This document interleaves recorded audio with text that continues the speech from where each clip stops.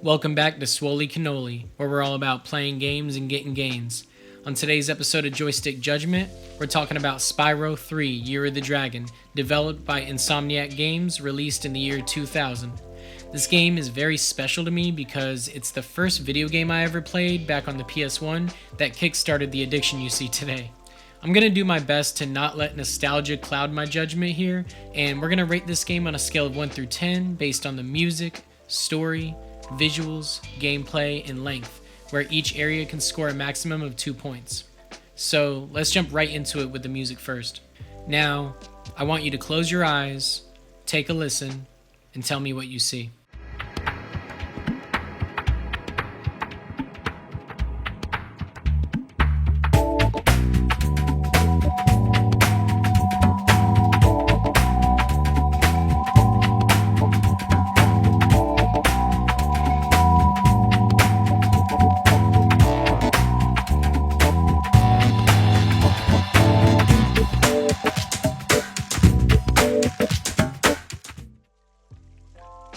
I see a little purple dragon with his dragonfly buddy traveling from world to world on a mission to save his kind by collecting a bunch of stolen dragon eggs and setting fire to anyone who dares stand in his way.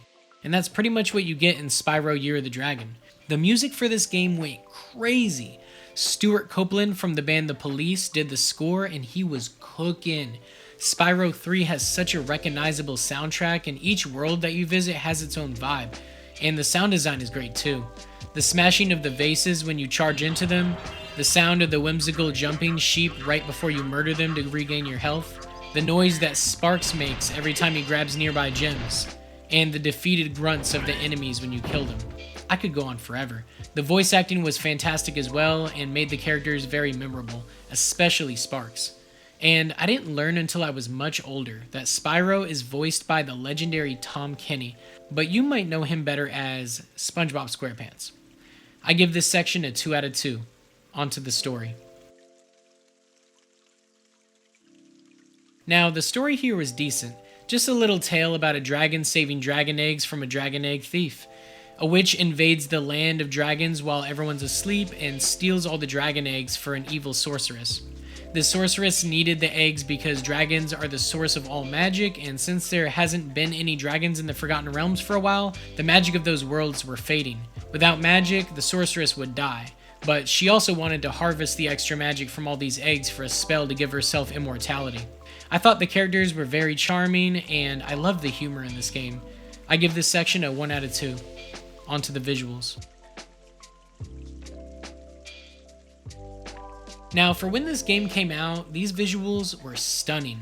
I don't know if it's nostalgia or if this title has just aged really well, but I actually prefer the graphics of the PS1 trilogy compared to the PS4 remaster. Because when the Reignited trilogy came out, I bought it and I sat down to play it and I realized something doesn't feel right.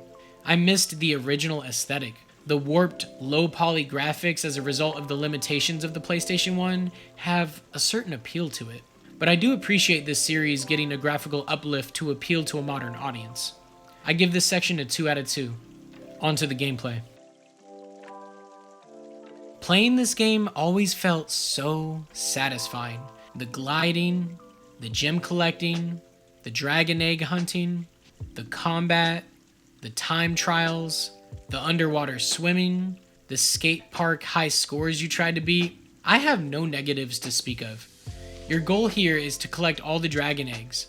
On the way, you'll face the threat of Rhinoc minions, greedy capitalist bears, and a major boss battle at the end of each homeworld. Each homeworld itself has portals to separate worlds or levels, and if you want to be a completionist, this game has a guide in the pause menu showing you what gems or eggs you're missing, and in what worlds. Also, giving you many different characters to play as was a really nice treat and added variety to the mix. Looking back, this was a great first video game for me to play as a kid.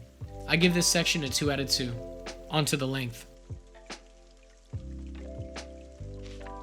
I do wish this game was a bit longer, but I also understand that back then, you could only fit so much content onto a CD-ROM. I feel like they make you do just enough work to beat the campaign by collecting 100 eggs minimum, but if you're itching for more, there are 149 in total, which will give you plenty of extra playtime. It takes about 8 hours to beat the campaign, so I'm going to give this section a 1 out of 2.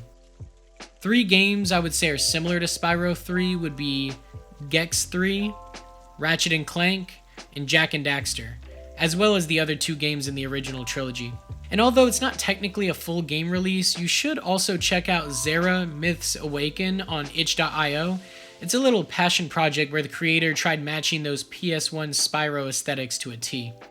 So to wrap this up, Spyro 3 Year of the Dragon is a retro gem that still holds up to this day.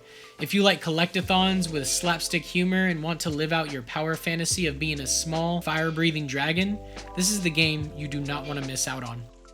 I'm giving this game an 8 out of 10. Sadly, unless you sail the high seas, to play this version of the game for yourself, there is no way to buy it besides getting an original PS1 disc and play it on a PS1, or buy a copy on the PS3 or PS Vita online storefronts. I want to thank you for tuning in today. Like the video and subscribe if you want to see more game reviews, and to those that have played this game, did you hate it? Did you love it? Comment below what exercise you did today and let me know which game I should review next. This is your host, Zach, signing off.